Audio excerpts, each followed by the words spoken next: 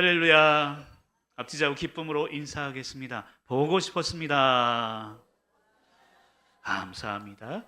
오늘 예배 사순절 세 번째 주일을 맞이하고 있습니다. 사순절의 절반을 지내고 있습니다. 사순절의 절반을 지내며 중간을 보내며 중간 점검을 하는 그런 예배가 될 수 있기를 간절히 축복합니다. 예배를 설명하고 있는데요. 예배란 것은 세상 속에 나에게 집중했던 우리가 하나님께 집중하는 시간이다라고 표현할 수 있습니다. 세상을 살다 보면 나에게 집중할 수밖에 없습니다. 내 직장에 다니고 내 사업을 운영하게 되고 내 가정과 함께하기 때문입니다. 그러나 예배의 시간을 통해서 하나님께 집중할 수 있는 거룩한 시간이 되시길 바랍니다. 예배는 세상이 아닌 하늘에 집중하는 시간이라는 뜻입니다. 세상 이야기를 하고 있습니다만 어제 우리 고 이응순 대한수 집사님 발인 예배를 드리면서 그런 생각이 들었습니다. 우리의 인생은 아무리 사랑해도 대신할 수는 없는 것이구나. 그런 생각이 들었습니다. 부모님을 아무리 사랑해도 대신할 수 없습니다. 자녀들을 아무리 사랑해도 대신 아파줄 수가 없는 것이 우리의 인생이구나라는 생각이 들었습니다.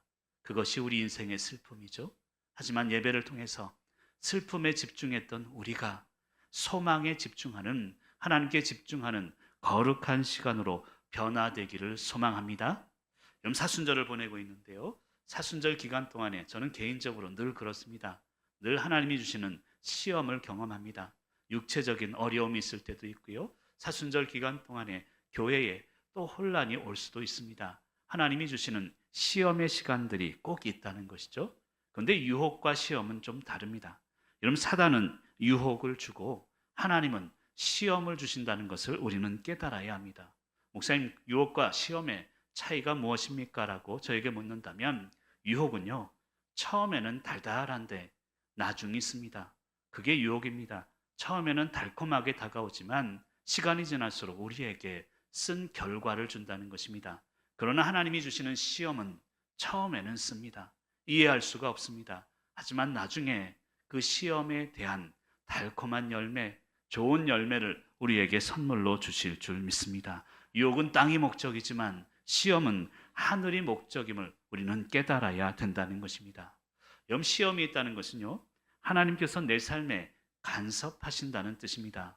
다시 얘기하면 시험은 하나님의 간섭을 의미합니다.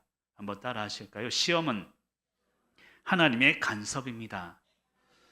이런 시험이 없다는 것은 하나님이 개입하지 않는다는 뜻일 수도 있습니다. 우리 고난 그리고 우리 아픔이 있다는 것은 하나님이 우리 삶에 일일이 간섭하시고 우리를 이끌어 가시는 증거임을 믿으시길 간절히 축원합니다. 사순절 고난의 시간입니다. 팔복과 연결해서 사순절의 의미를 해석하고 있는데요. 설교를 준비하다 보니까 쉽지 않은 작업입니다. 오늘은 온유와 의의 사순절을 통해서 하나님께 더욱더 나아가는 귀한 시간이 되시길 간절히 축복합니다.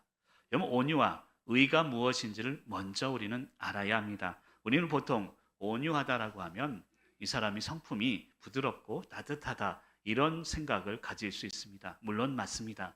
하지만 성경 이야기하는 온유는 조금 다릅니다. 다시 얘기하면 온유란 성품이 아닌 상태를 의미합니다.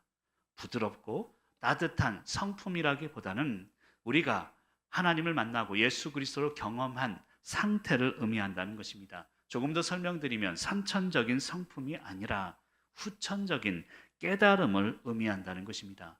이렇게 설명할 수 있습니다. 온유한 자는 은혜를 경험한 자를 의미합니다. 은혜를 경험하고 그것을 깨달으니까 서로 예전과 다른 삶의 상태를 겪게 되는데 그게 바로 온유의 상태라는 것입니다.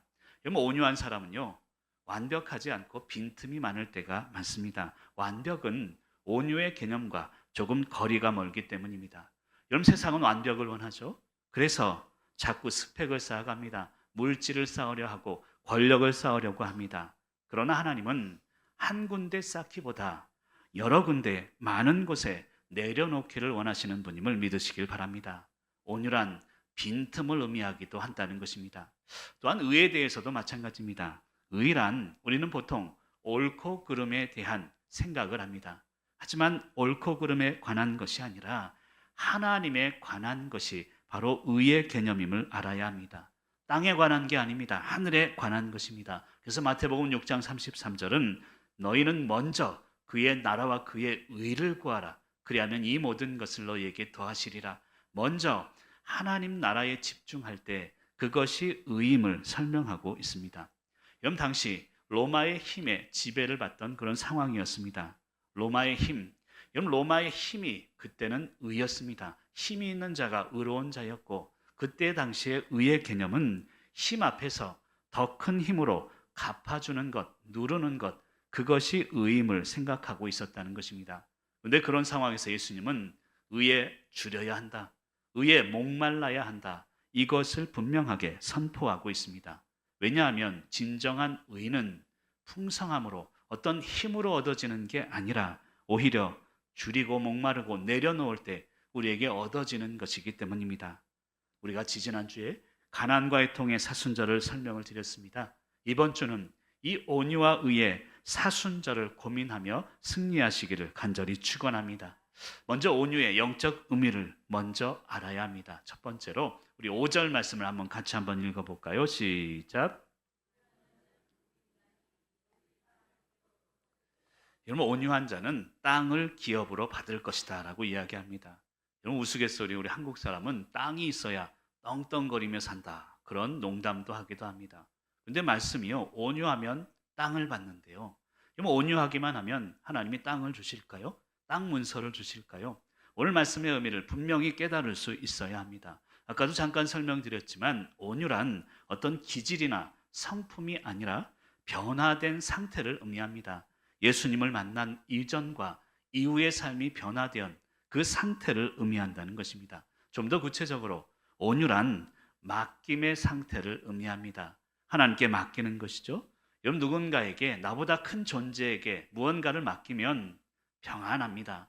내가 하려고 하면 불안하지만 나보다 크신 하나님께 맡길 때 우리에게 주시는 평안함, 만족함, 그것이 바로 온유의 상태라는 것입니다. 유진 피터슨 목사님이 메시지 성경의 5절을 이렇게 해석을 했습니다. 화면을 보면서 한번 읽어볼까요? 더도 말고 덜도 말고. 자, 5절입니다. 시작.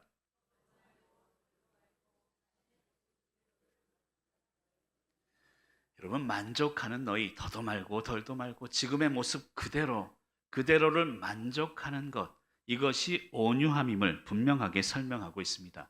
베드로전서 5장 7절에도 보면 너희 염려를 다 주께 맡기라 라고 이야기합니다. 그리하면 그가 너희를 돌보시리라. 여러분, 하나님께 맡김의 상태가 온유의 상태임을 이야기하고 있습니다. 하나님께 맡기면 만족함이 오는 것이죠.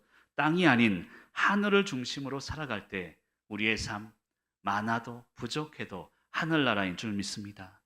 초막이나 궁궐이나 내 주 예수 모신 곳이 그 어디나 하늘나라. 아멘이시죠? 초막에 있어도 부족해도 열악해도 주님과 함께 주님께 맡기면 그게 하늘나라입니다. 그게 온유함의 정의임을 이야기하고 있다는 것입니다. 그 두 번째로 이 온유라는 것은 길들여진 상태를 의미합니다. 온유함, 헬라어로는 프라우스라는 단어를 쓰는데요, 이게 야생마가 길들여지다라는 그런 뜻을 가지고 있습니다. 온유란 단순한 부드러움이나 따뜻함을 의미하는 게 아니라 길들여진 후에 힘과 능력을 의미한다는 것입니다. 여러분, 야생마 아시죠? 얼마나 거칩니까? 험합니까? 그 야생마의 등에 조련사가 등에 탑니다. 얼마나 날뛰는지 몰라요. 그러나 이 야생마가 조련되고 길들여진 이후에 전쟁터에서 큰 능력을 발휘하는 것입니다. 이게 바로 온유의 모습임을 이야기하고 있습니다. 거칠고 험한 야생마가 이제 길들여진 후에 능력을 발휘하게 되는데 그게 온유의 모습임을 이야기하고 있다는 것입니다. 그리고 세 번째로 이 온유란 순종의 상태를 의미하기도 합니다. 받아들이는 마음이고 순종하는 마음 자체가 온유함이라는 것입니다. 윌리엄 버클리라는 신학자가 이런 얘기를 했습니다. 우리 같이 한번 읽어볼까요? 하나님을 시작.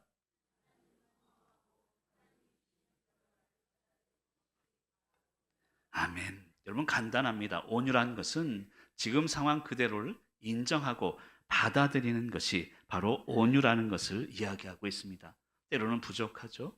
그리고 부부관계에서 남편도 아내도 때로는 싸우기도 하고 때로는 원망의 마음이 있습니다. 하지만 그것 그대로를 받아들이는 마음, 그것이 온유의 상태임을 이야기하고 있습니다.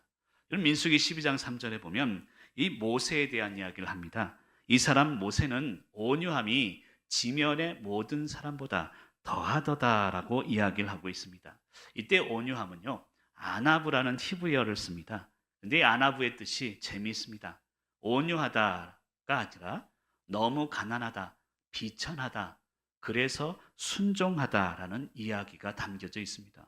여러분, 그래서 모세가 온유하다고 설명하는 것입니다. 사실 모세는 온유한 사람이 절대 아닙니다. 우리 생각처럼 부드러운 사람이 아니었습니다. 따뜻한 사람도 아니었습니다. 감정적인 사람이었지만 그는 하나님을 만나고 내가 아무것도 아니구나, 나는 비천한 존재구나, 그리고 하나님께 순종할 때 모세가 온유함의 대명사가 되었다는 것입니다. 즉 온유란 것은 하나님, 나는 아무것도 아닙니다, 이것을 깨닫고 순종할 때 그 믿음의 상태를 의미한다는 것입니다.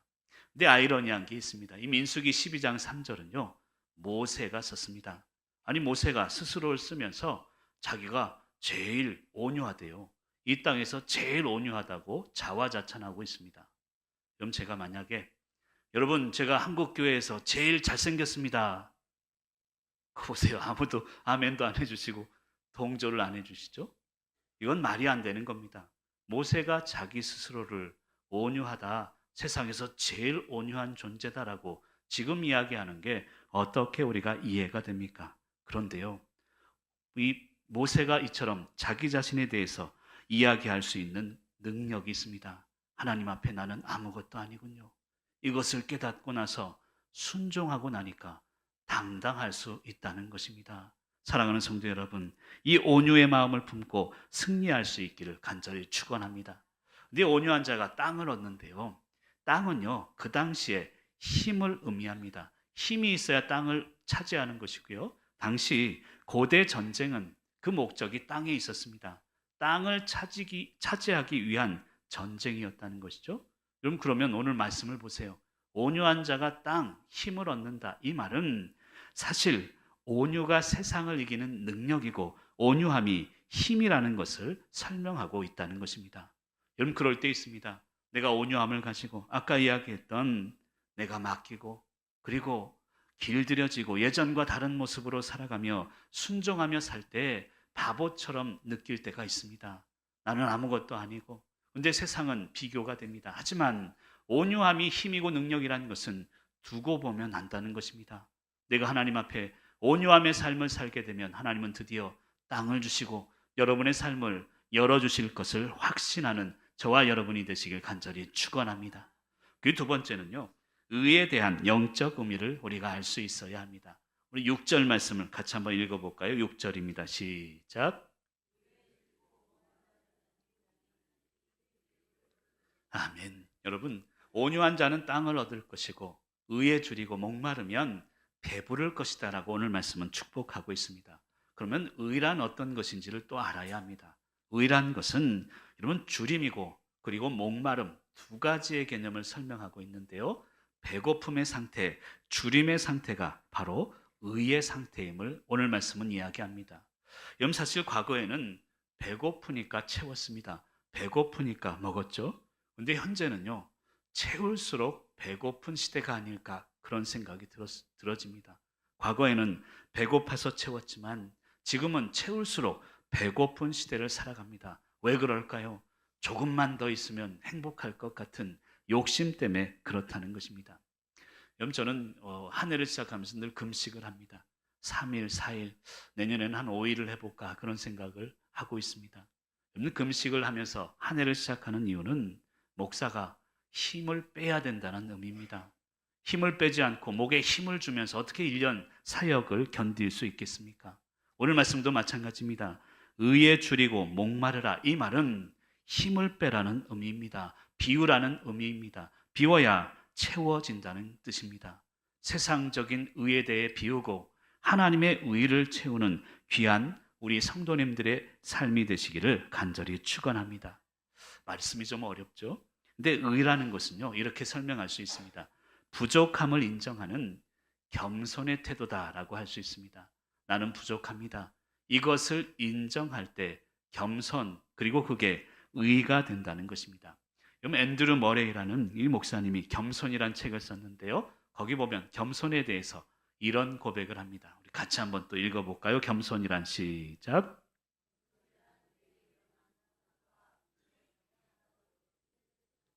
여러분, 고난이 때로는요, 이해가 되지 않습니다. 그리고 그 아픔이 나는 받아들일 수가 없습니다.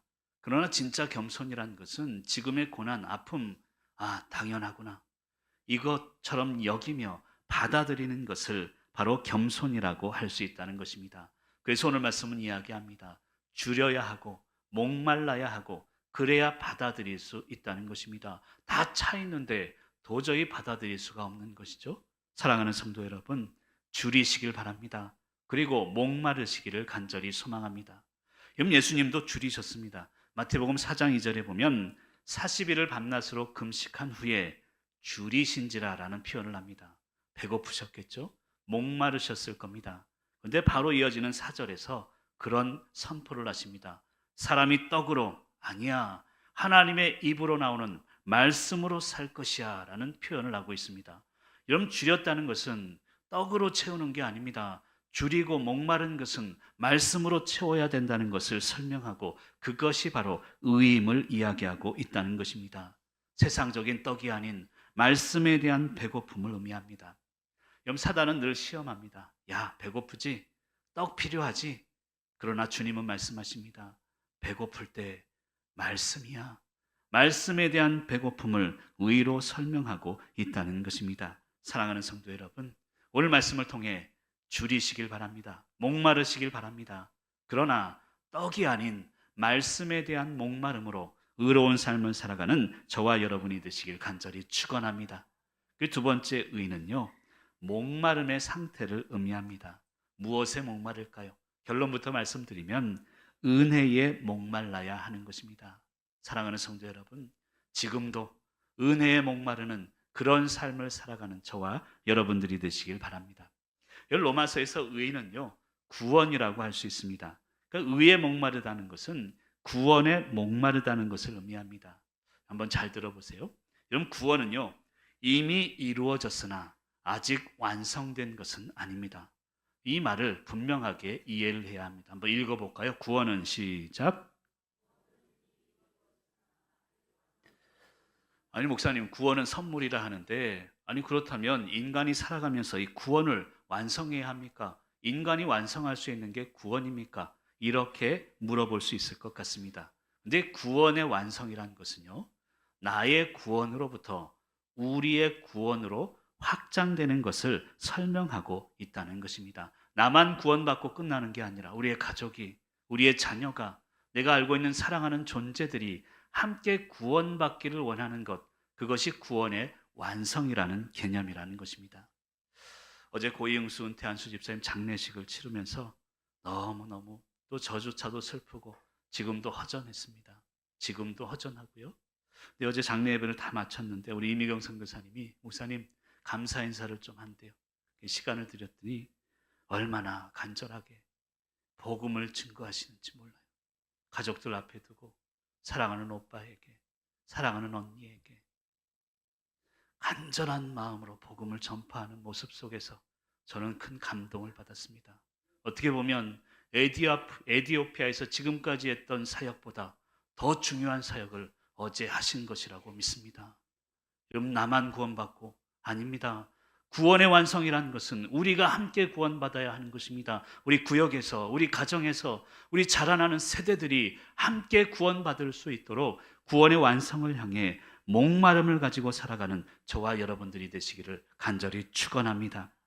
여러분, 예수님도 목마르셨습니다. 요한복음 4장 7절에 보면 예수님이 사마리아 여인에게 가서 물을 좀 다오라는 장면이 나옵니다. 그러면서 이런 이야기를 합니다. 14절에서는 내가 주는 물을 마시는 자는 영원히 목마르지 아니할 거야. 그리고 나서 그 사마리아 여인에게 4장 24절에서 하나님은 영이시니 예배하는 자가 영과 진리로 예배할지니라, 유명한 말씀을 선포하십니다. 여러분, 이 일련의 사건들을 보면 예수님이 목마르다고 하는 것은 결국 예배의 목마름을 이야기하는 것입니다. 여러분 무엇에 목마르고 계십니까?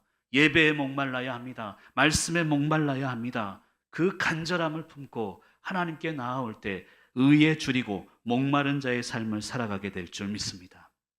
또한 의라는 것은요, 마지막으로 결국 하나님 나라를 향한 간절함을 의미합니다. 그 간절함을 품고 살아가는 성도님들의 삶을 의미한다는 것입니다. 세상적 의는요, 의에 대해서 설명하고 있습니다만 세상적인 의로움은 옳고 그름을 이야기합니다. 둘 중 옳음에 대해서 우리가 선택해야 된다는 것을 의라고 이야기하죠. 그런데 여러분 지금 상황을 보십시오. 서로가 의롭다고 서로 싸우다가 둘로 갈라져 있지 않습니까? 세상적 의는 결국 자기들이 의롭다 하다가 옳다고 하다가 계속 벌어지고 갈라질 뿐입니다. 오늘 말씀이 이야기하는 의는 세상적인 의가 아닙니다. 둘로 갈라지는 게 아니라 두 마음을 품는 게 아니라 정함이 없는 마음으로 하나가 되는 것을 이야기합니다. 여러분 야고보서 1장 8절은 이런 말씀을 하고 있는데요. 같이 한번 읽어볼까요? 시작. 두 마음을 품어서 일에 정함이 없다라는 표현을 합니다. 이 말은요, 두 개가 있는데 둘 중에 하나를 선택해라 이 말을 하는 게 아닙니다. 오히려 하나님의 의는요, 둘이 있으면 둘 중 하나를 포기하라 이것을 이야기하고 있는 것입니다. 여러분 지금 세상을 보십시오. 둘이 있지 않습니까? 그리고 둘 다 옳다고 하지 않습니까? 그러면 옳음이 나타나야 되는데 오히려 둘이 갈라질 뿐입니다. 성경이 이야기하는 의는 둘이 옳다가 아니라 내가 틀립니다. 내가 포기합니다. 내가 내려놓습니다. 이것을 설명하고 있는 것입니다. 여러분 내가 내려놓으면요, 내가 포기하면 하나님이 또 다른 길을 주세요. 여러분 창세기 13장 9절을 한번 읽어볼까요? 같이 읽습니다. 시작.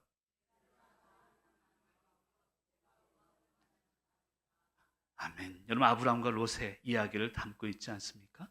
아브라함은요, 내가 먼저 아닙니다. 나는 포기할게. 네가 먼저 선택해. 이 이야기를 하고 있습니다. 그런데 아브라함의 삶이 어떻게 펼쳐졌습니까? 아브라함이 포기된 삶입니까? 그렇지 않습니다. 아브라함은 포기했는데 하나님은 더 큰 길을 열어주셨다는 것입니다. 의란 그런 것입니다. 둘 중에 하나, 내가 좋은 것을 선택하는 게 아니라 내가 먼저 포기하는 것입니다. 그럴 때 하나님이 더 큰 의로운 길을 열어주실 줄 믿습니다. 여러분 이렇게 설명해 볼까요? 믿음은 강화가 아닌 심화입니다. 이것을 우리가 깨달아야 합니다. 세월이 흐르면서 믿음 강화돼서는 안 됩니다. 믿음이 굳어져서는 안 된다는 것입니다. 깊어져야 하고 자라나는 세대들에게 모범이 될 수 있을 정도로 우리 어른들이 깊이 있는 믿음으로 나아가야 되는 것입니다. 그러기 위해서 온유함과 의로움을 가지고 이 사순절을 보내는 저와 여러분이 되시길 간절히 축원합니다. 오늘 세 번째 이야기가 바로 그것입니다. 온유와 의의 사순절을 살아내라는 것입니다. 여러분 5절 말미와 6절 말미에 있는 말씀을 한번 읽어보겠습니다. 5절 말미에 있는 말씀 시작. 땅을 기업으로 받을 것이며 6절 말미입니다. 배부를 것이며 아멘. 여러분 온유하면 아까 이야기했지만 하나님께 맡기고 내가 예전과 달리 길들여진 상태로 순종하면 땅을 주신대요. 그리고 의로우면 말씀에 줄이고 그리고 예배에 그리고 하나님 주시는 은혜에 목마르게 되면 우리가 배부를 것임을 이야기하고 있다는 것입니다. 여러분 땅은 무엇이고 배부름은 무엇일까요? 땅이라는 것은 쉽게 내 삶의 현장을 의미합니다. 우리가 온유한 삶을 살면 하나님이 내 삶의 현장을 새롭게 열어주실 줄 믿으시길 바랍니다. 그리고 배부름이라는 것은요, 여러분들 풍족함을 얘기하는 게 아니에요. 오늘 말씀이 이야기하는 배부름은 풍족함이 아닌 풍요로움을 이야기하는 것입니다. 충분이 아닌 충만을 얘기하는 것입니다. 여러분 풍족했다고 풍요롭습니까? 많다고 평안합니까? 절대 그렇지 않습니다. 부족하지만 충분하지 않지만 하나님이 나와 함께 하신다는 것을 믿고 동행할 때 그것이야말로 풍요요, 그것이 진정한 충만임을 믿습니다. 여러분 이 땅과 그리고 배부름에 대해서 원어를 좀 살펴볼 필요가 있는데요. 땅이라는 것은요, 개라는 단어를 씁니다. 이 뜻이 재밌습니다. 흙이라는 단어고요. 경작지라는 단어예요. 우리가 온유하면요, 하나님이 새로운 길, 다 완벽한 길을 주시는 게 아니라 흙을 주신대요. 새로운 경작지를 주신대요. 그리고 그곳에서 새롭게 땀을 흘리며 새로운 삶을 일구어 갈 것을 이야기하고 있는 것입니다. 또한 배부르다는 것은요, 콜타조라는 단어인데 꼴을 먹이다, 그런 뜻이 있습니다. 그리고 때에 따라, 때마다 일마다 채우시다라는 뜻이 있습니다. 이런 배부르다는 것은요, 여러분 배가 터지게 먹고 하나님이 부어주시고 내가 감당할 수 없을 만큼 채워주심을 얘기하는 게 아닙니다. 배부름이라는 것은 때에 맞게 적당하게 주심을 이야기한다는 것입니다. 사랑하는 성도 여러분, 기도하시길 바랍니다. 사순절을 보내면서 온유와 의의 사순절을 보내시길 바랍니다. 그러면 여러분들에게 땅을 주실 것입니다. 새로운 경작지를 주실 것이고 배부르게 하실 것입니다. 때마다 일마다 채워주시는 하나님의 은혜를 경험하게 될 줄 믿습니다. 여러분, 열심히 살아야 합니다. 여러분, 제가 요즘 얼마나 열심히 사는지 몰라요. 일주일이 그냥 하루처럼 지나갑니다. 어제도 그냥 새벽부터 저녁까지 주보하고 뭐 PPT하고 중고등부 오늘 설교도 하고 이따가 당 임시 공동회의도 하고 오후 예배도 해야 되고 끝나면 또 만나야 될 사람이 있고 열심히 살고 있습니다. 아무도 인정을 안 해주는 것 같은데요. 여러분, 그런데 왜 이런 이야기를 하냐면 열심히 살면요 많은 것을 할 수 있어요. 그러나 모든 것을 할 수는 없습니다. 그것을 우리는 기억해야 합니다. 그래서 오늘 말씀 이야기하는 것, 온유와 의의 삶을 살아야 돼요. 내가 온유하게 의롭게 삶을 살면 하나님이 해결해 주신다는 뜻입니다. 내가 해결하려는 삶이 아니라 하나님이 해결해 주시는 삶, 그 삶을 살아가는 온유 그리고 의의 사순절이 되시길 간절히 축복합니다. 저는 연약하고 부족한 목회자입니다만 한국 교회에 치명적인 약점이 있다고 생각이 들어요. 제가 한국 교회를 평가할 수 있는 위치에 있는 사람은 아닙니다만 한국 교회의 치명적 약점은 말씀은 존재하는데 삶은 존재하지 않는 데 있습니다. 지금도 말씀이 선포되고 있는데 여러분, 말씀을 깨닫고 예배 중에는 은혜를 받다가 예배당을 나가면서 잊어버린다면 그것은 진정한 능력이 아닙니다. 한국교회가 지탄받는 이유가 여기에 있는 것입니다. 오늘도 말씀을 통해 온유와 의의 삶을 저 예배당을 나가면서 사셔야 합니다. 차라리 교회에서가 아니라 교회 밖에서의 삶을 살아낼 수 있어야 되는 것입니다. 여러분, 얼마 전에 어느 집사님이 예배 얼마나 은혜를 받았대요. 얼마나 충만하게 은혜를 받았는지 모르겠대요. 그리고 우리 교회가 찬양하면서 또 다른 은혜가 있다네요. 찬양을 하면서 눈물 콧물을 다 흐르셨대요. 울음이 얼마나 터지는지. 근데 집에 가서 그 예배 감격이 금방 깨지더래요. 그래서 왜 그래요? 그랬더니 시어머니가 와 있더래요. 그래서 제가 물어봤습니다. 아니, 시어머니가 뭐 좀 어지럽혔어요? 그랬더니 애들 뭐 정리정돈 다 해놨대요. 그럼 시어머니가 뭐 빈손으로 왔어요? 그랬더니 김치도 반찬도 갖고 왔대요. 근데 왜 은혜가 깨져요? 그랬더니 연락 안 하고 와서 그러더라고요. 여러분, 이건 온유와 의의 삶이 아닙니다.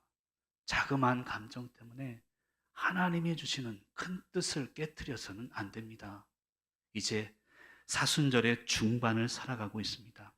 이제 사순절의 중반을 살아가며 나에게 주신 내 시간, 사순절의 시간을 온유와 의로 채워가실 수 있길 간절히 축원합니다. 마태복음 7장 21절에 보면 주여 주여 하는 자 다 들어가는 게 아니야, 천국. 오직 하늘에 계신 아버지의 뜻대로 행하는 자, 그 자들만이 들어가는 거야. 사랑하는 성도 여러분, 오늘 말씀을 듣고 자그마한 깨달음이라도 있다면 그 깨달음대로 일주일을 사시기를 바랍니다. 그래야 우리 사회가, 이 나라의 민족이, 그리고 우리의 모든 미래가 새롭게 변화될 줄 믿습니다. 요즘 새벽기도 때도 그런 얘기를 했습니다만 군자는 대로행이래요. 그렇죠? 성도도 대로행인 줄 믿습니다. 제가 요한복음 2장 5절을 읽다 보니까 성경적인 대로가 나오더라고요. 같이 한번 읽어볼까요? 시작. 그 대로 하라 그래요. 여러분, 말씀대로, 말씀 그대로 사는 것, 온유와 의의 사순절을 살아내시는 저와 여러분들이 되시길 간절히 축원합니다. 그럼 제가 새벽마다 간절히 기도하는 게 있어요. 우리 성도님들 40일이 끝나는 날 부활을 맞이하는 그 순간에 오늘 주신 말씀처럼 땅 주세요. 새로운 흙을 주시고 경작지를 주시고 문을 열어주세요. 새로 배부르게 해주세요. 우리의 마음 가운데 기도의 응답을 주고 하나님의 영광을 위해 나아가는 그런 삶이 될 줄 믿습니다. 그 삶을 기대하면서 오늘도 온유와 의의 삶을 살아내시는 저와 여러분이 되시길 간절히 축원합니다.